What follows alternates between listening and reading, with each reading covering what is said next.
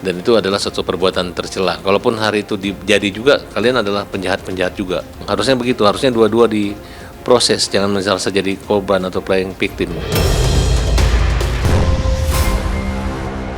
Bukan waktu yang singkat, waktu yang sangat lama gitu ya, karena yang menjadi korban itu orang miskin.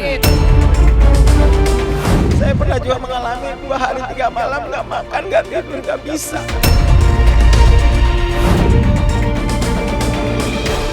Dari konflik segitiga antara Inara Rusli, Wardah Tinamawa, dan Insanul Fahmi yang makin memanas saling pamer naik sidik.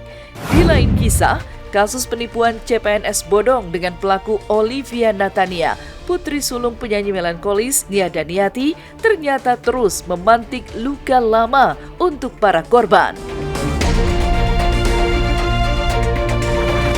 Dan kemarin, perwakilan para korban mendatangi Pengadilan Negeri Jakarta Selatan untuk meminta kembali pertanggungjawaban OI dan Nia Daniati dengan melakukan amaning atau teguran eksekusi dari kasus yang telah berlangsung selama 4 tahun lebih.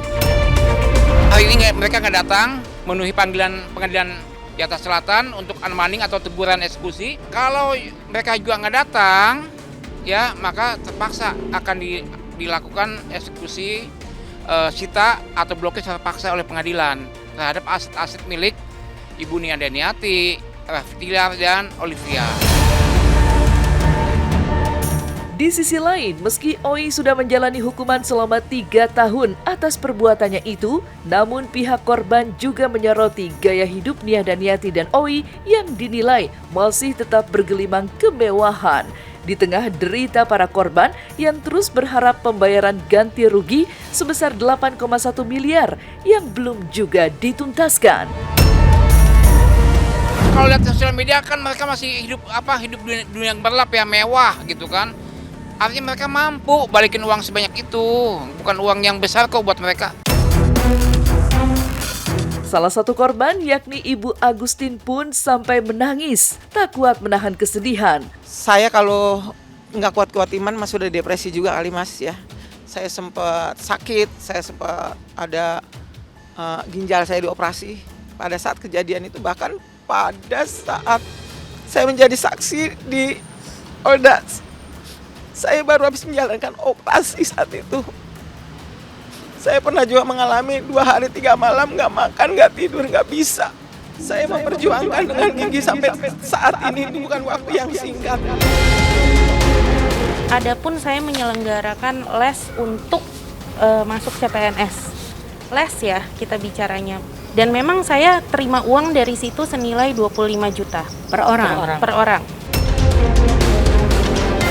Lalu benarkah pihak Nia Daniati pernah menawarkan penggantian hanya 500 juta yang langsung ditolak?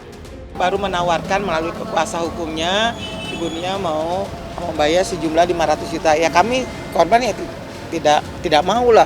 Uang 500 kita mau baginya gimana? Korbannya kan 8,1 M. Yang juga menjadi sorotan sebagai praktisi hukum sekaligus mantan suami Nia Daniati, Farhad Abbas akhirnya ikut angkat bicara terkait kasus hukum yang menjerat OI, utamanya soal OI selaku terpidana yang sudah menjalani hukuman penjara atas perbuatannya tersebut dan kini sudah dinyatakan bebas. Lantas benarkah hukuman pidana penjara yang telah dijalani membuat OI tidak lagi memiliki kewajiban untuk membayar ganti rugi 8,1 miliar sebagaimana dituntut para korban? Persoalan ini sepengetahuan saya sudah dijalani oleh OI dengan hukuman penjara. Jadi menurut saya mereka terlalu berlebihan sehingga membuat perdata. Sebenarnya dengan dituntut mengganti badan itu hukuman yang pantas. Sehingga hakim memutuskan seolah-olah mereka berhutang kurang lebih 8 miliar, padahal itu adalah hukuman pidana karena pasal penipuan itu. Korban-korban ini ya harus tahu sama mengerti OI sudah menjalani hukuman itu juga.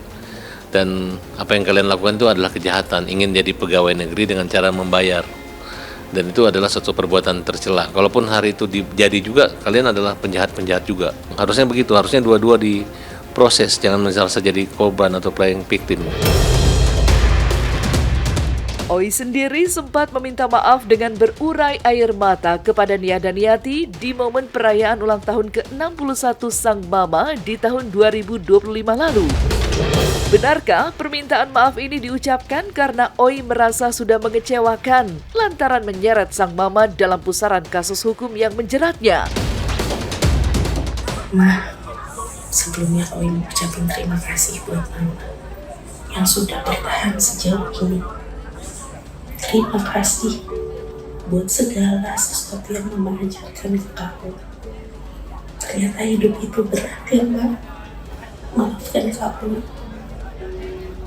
Maaf karena kau belum bisa membahagiakan Mama. Gak apa-apa nak, Mama doain apapun, siapapun Oi, Mama tetap sayang sama Oi. Itu Mama selalu mendoakan Oi. Itu Mama selalu mendoakan Oi. Saya minta apapun yang jadi permasalahan saya, jangan disangkut pautkan dengan ibu saya.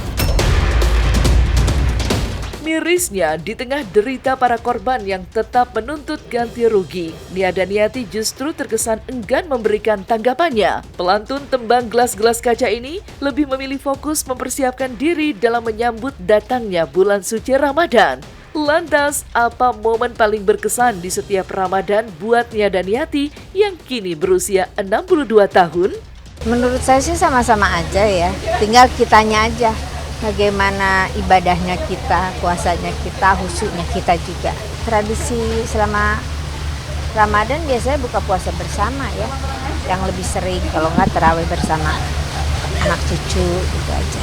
Paling berkesan kebersamaan di meja makan ya, biasanya kan suka jarang ketemu. Tapi kalau saat bulan Ramadan ini ya biasanya ngumpul dari mulai keponakan semua kakak-kakak lebih sering ngumpul di rumah.